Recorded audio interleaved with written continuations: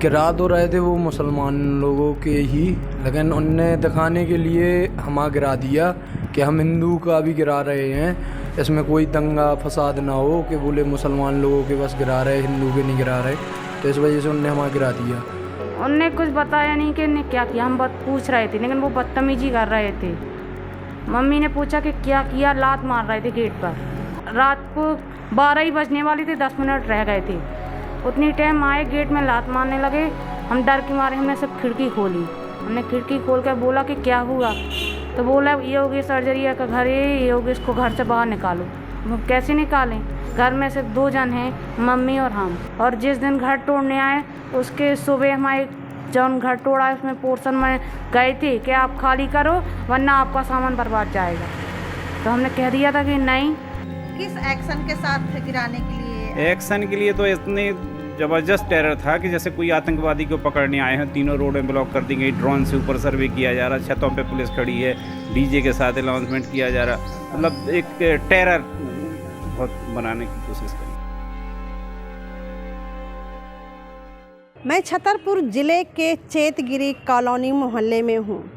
आप देख सकते हैं कि मेरे पीछे ये जो मकान गिरा पड़ा हुआ है, ये एक हिंदू परिवार का मकान है, जिसको लगभग 1 महीने पहले बहुत गाजे बाजे के साथ गिराया गया है। जब हमने उस परिवार से और मोहल्ले के लोगों से बात की तो लोगों ने कहा कि उनके कोई ऐसे खास अपराध नहीं थे, लेकिन एक तरह से टारगेट किया गया है।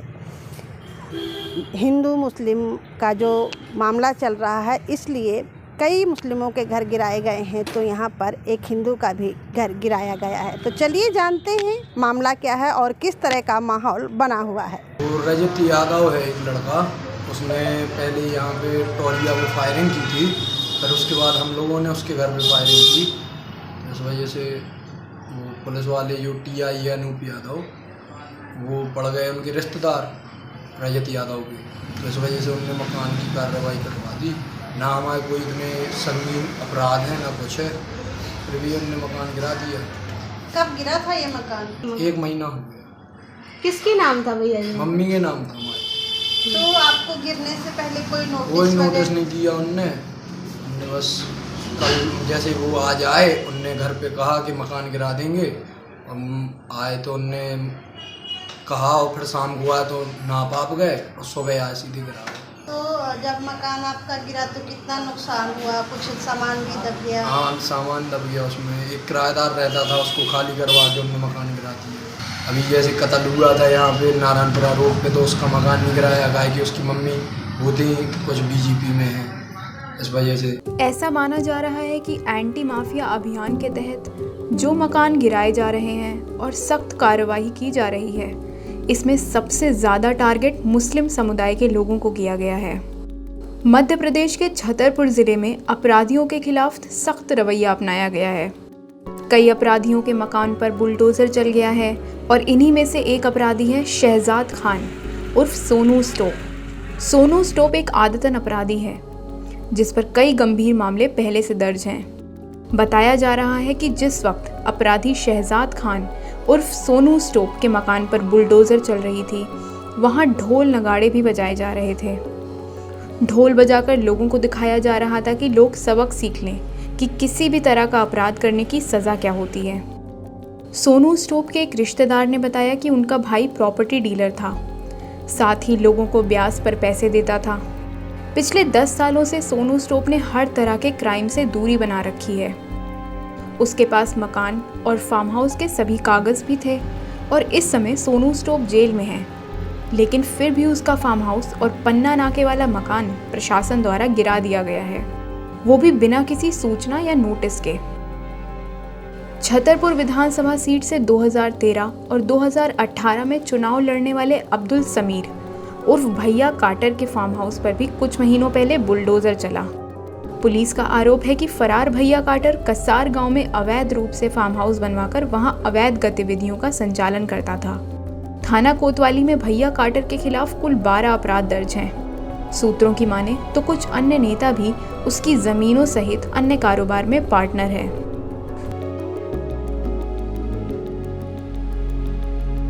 आसपास के लोगों ने बताया कि शहर में प्रशासन द्वारा मुस्लिम समुदाय के लोगों को जबरदस्ती टारगेट किया जा रहा है और बिना किसी नोटिस दिए उनके घर गिराए जा रहे हैं। हालांकि अब तक जिनके भी घर गिराए गए हैं वो सभी आपराधिक मामलों में शामिल हैं। लोगों का ये भी कहना है कि समाज के आगे एक संतुलन दिखाने के लिए दिखावे के तौर पर एक हिंदू का भी थोड़ा सा मकान गिरा दिया गया है।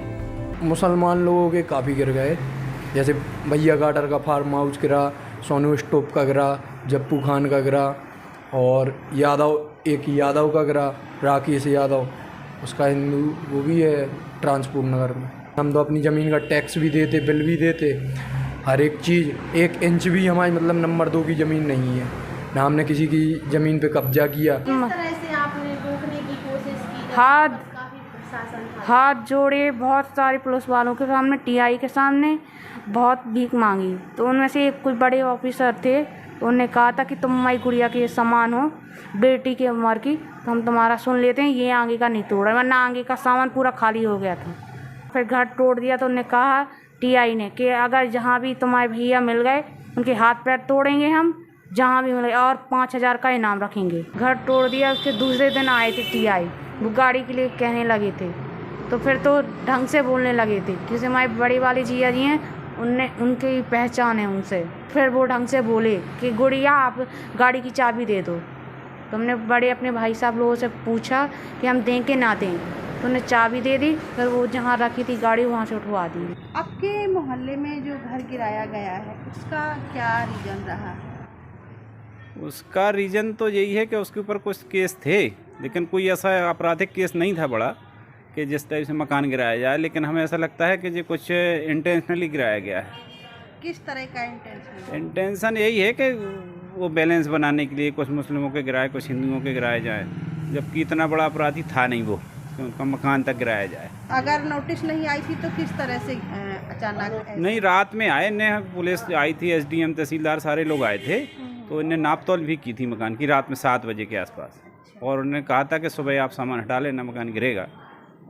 इतनी सूचना है, खाली कोई लिखित में या कोई 2 दिन या 1 दिन पहले ऐसा कुछ नहीं था। ये उसका घर गिरने लायक थी। बेचारे की माँ बेटो हैं, भूतपूर्व सैनिक हैं, और वो एक अकेला बेटा है, और उसकी माँ मानसिक रूप से भिक्षक भी हैं। उसका कोई ऐसा आपराधिक रिकॉर्ड नहीं था। केस ज़रूर उसके ऊपर बता रहे थे, 10-12 केस हो गए छोटे छोटे से, तब कोई 25-27 हुआ है, या कोई ऐसे छीना झपटी वाले, कोई चोरी डकैती 307 या मर्डर, कोई इस टाइप का कोई केस नहीं था उसके ऊपर। गिरने के बाद इन्होंने कहाँ पे फिर अपना रहने का बसेरा ढूंढा? क्या किस तरह का बाद में किस तरह की कार्रवाई हुई? क्या माहौल बना उसमें? नहीं, उस एक्चुअल में उनका एक मकान अभी है आगे, और तो उसमें रहते थे, ये किराए पे था।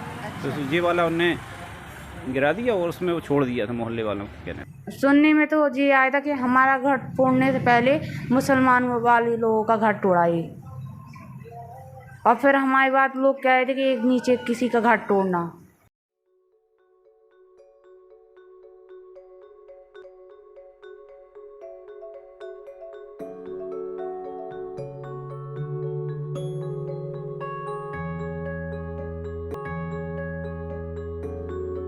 बहुत बुरा लग रहा था कि कोई हेल्प करने वाला नहीं है। सिर्फ हमारे 1-2 भाई साहब और हमारी जिया जी, वही बस हेल्प कर रहे थे, और अगल बगल वाले उन लोगों ने लिख कर दिया है कि ये चाची और गुड़िया को हम जानते हैं, और ऐसी वो है नहीं कि ये लपड़े वाले लोग हों।